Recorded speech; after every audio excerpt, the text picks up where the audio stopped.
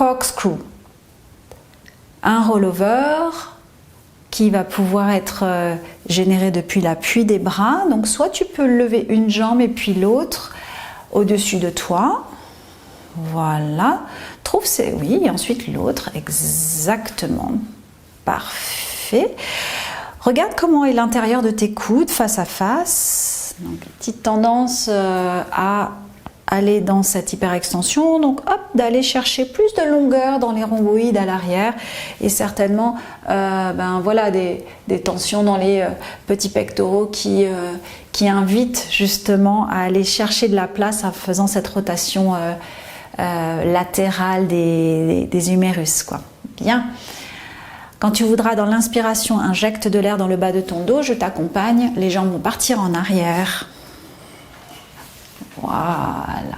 Idéalement, les jambes resteraient à 90 degrés de la colonne, c'est-à-dire c'est les jambes qui invitent la colonne vertébrale. Bien. Est-ce que tu peux faire monter tes fémurs? Voilà, vous pouvez voir vraiment comment ça monte et que ces fémurs montent dans ces extenseurs. Les extenseurs reliés à ces talons, ce sont ces étagères maintenant inversées dans l'espace qui suspendent le bassin. La colonne est totalement libre et en apesanteur. Le poids de tes bras, l'appui de tes bras maintenant, c'est on est à midi.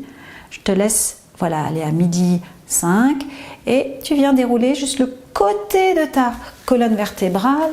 Ça vient faire un petit cercle et on remonte de l'autre côté et on revient à midi. Là. Voilà. Et tu peux vraiment te poser sur moi. Pose sur moi. Prends cet appui-là pour suspendre les têtes de fémur. Magnifique. Détendre, regarde comment est la gorge, les yeux, la mâchoire.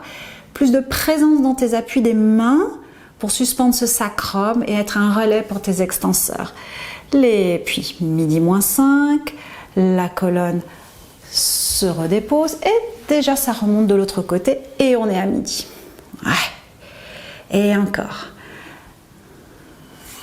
Donc on peut voir que là, il va jusqu'à la présence de son coccyx à terre.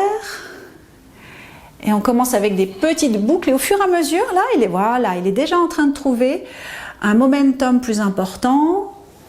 Ah, attention, tu es en train de verser avec ton bassin. Exactement.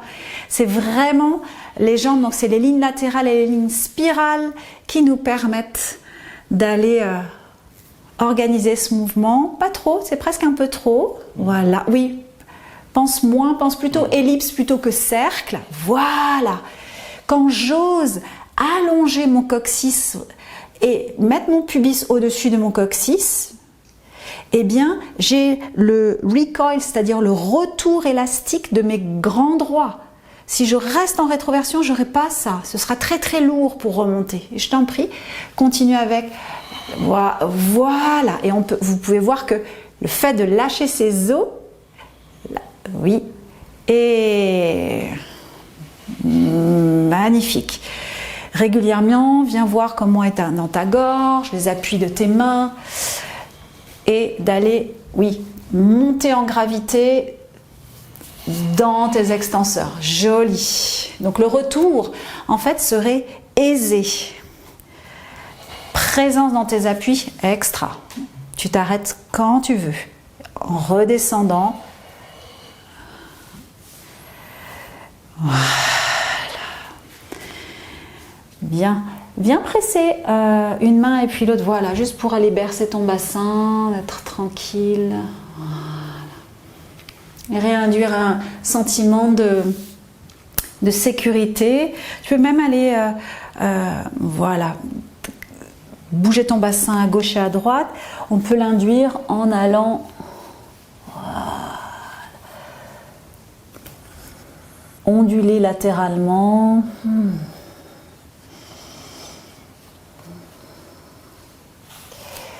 Dans ce corkscrew, on peut voir que c'est le haut du corps qui est le cadre. Vous avez vu, le cadre des bras est très important pour aller relier les pieds avec le diaphragme. On est sur des rotations au niveau des tissus qui relient le panier thoracique et le panier pelvien.